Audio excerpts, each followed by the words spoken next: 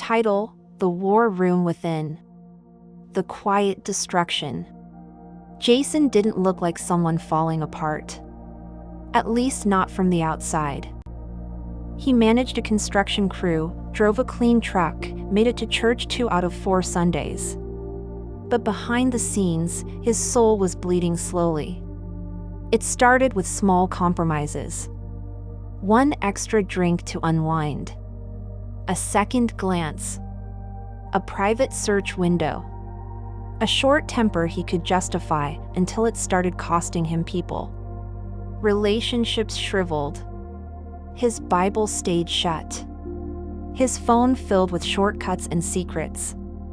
Bad habits don't always come like lions.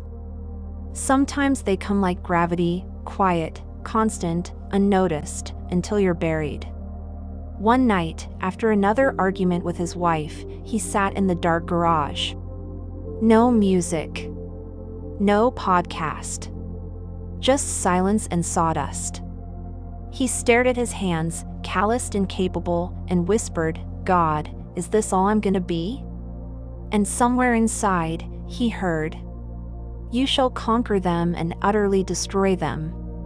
Deuteronomy 7 verse 2. It wasn't about people. It was about patterns. A flashlight on the roots.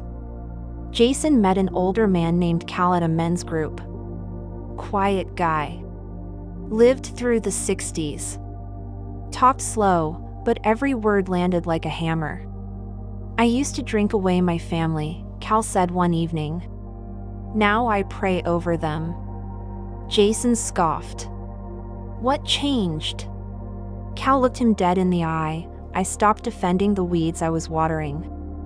That night, Jason prayed honestly for the first time in months. "Lord, show me the root of this problem and how to deal with it." And that's when the memories started surfacing: his dad's rage. His mom's silence. The feeling that he was never enough unless he earned love. The habits weren't the problem. They were the symptoms. Mountain and fire. After a few weeks of clarity, Jason started feeling lighter. He even testified at church, briefly. "God's showing me how to fight my battles from the inside out," he said. But the next day, it hit. A hard client. An insult. An old trigger. He came home tired, tempted, and thinking, "I've been good, I deserve a release." That's when his son knocked on the door. "Dad, are you okay? You said you'd help me with the treehouse." Jason saw it then. This was the fire. This was the water. Frequently he falls into the fire and into the water. Matthew 17 verse 15. This wasn't just about Jason. It was about what his son would inherit. He slammed the laptop shut. He walked out and helped his son build. In the strategy of surrender, Jason began a habit he called the War Room, 10 minutes every morning. Just him, a journal, and a prayer. "God, lead me not into temptation today. Help me conquer what tries to conquer me." He started tracking triggers. Noticing his moods. Naming his patterns. He learned to say no out loud even when no one was watching. He told a friend the truth, "I need accountability." He read scripture like it was oxygen. Be transformed by the renewing of your mind. Romans 12 verse 2. And slowly, what once ruled him began to die. Everyday truths from the battle for you. You don't fix fruit by ignoring roots. Most bad habits are protective mechanisms built in pain. Ask God to help you trace them back. Excuses are fences that keep you trapped. It's no big deal is how destruction disguises itself. Prayer isn't escape, it's strategy. Real spiritual warfare begins when you're honest about your weakness. God doesn't ask for perfection. He asks for war. And he fights with you, not against you. For we do not wrestle against flesh and blood, Ephesians 6 verse 12. The man in the mirror. It's been a year. Jason still fights. Still falls sometimes. But he's changed. He no longer fears being exposed because he's already been seen.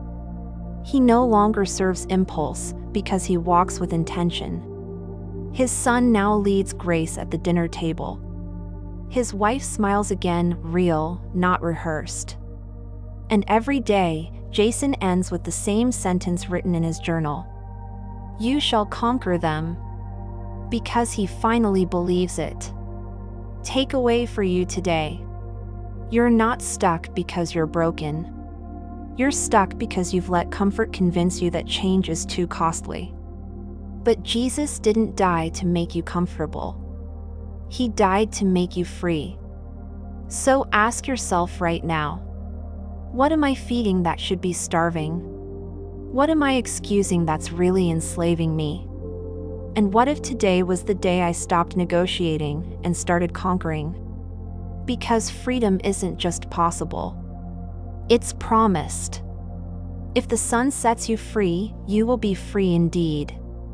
John 8 verse 36. Penned by Garry Conan Doyle. In worship of God's wonderful glory. Hey, thanks for listening. If you're still here, something in this story or song clicked with you. So here's a little secret. When you hit thumbs up, it tells the YouTube gremlins, hey, more of this. And if you subscribe, it's like saying, yeah, I want in. So go ahead, tap like, hit subscribe, and make sure you don't miss what's next. Because this ride, it's just getting started.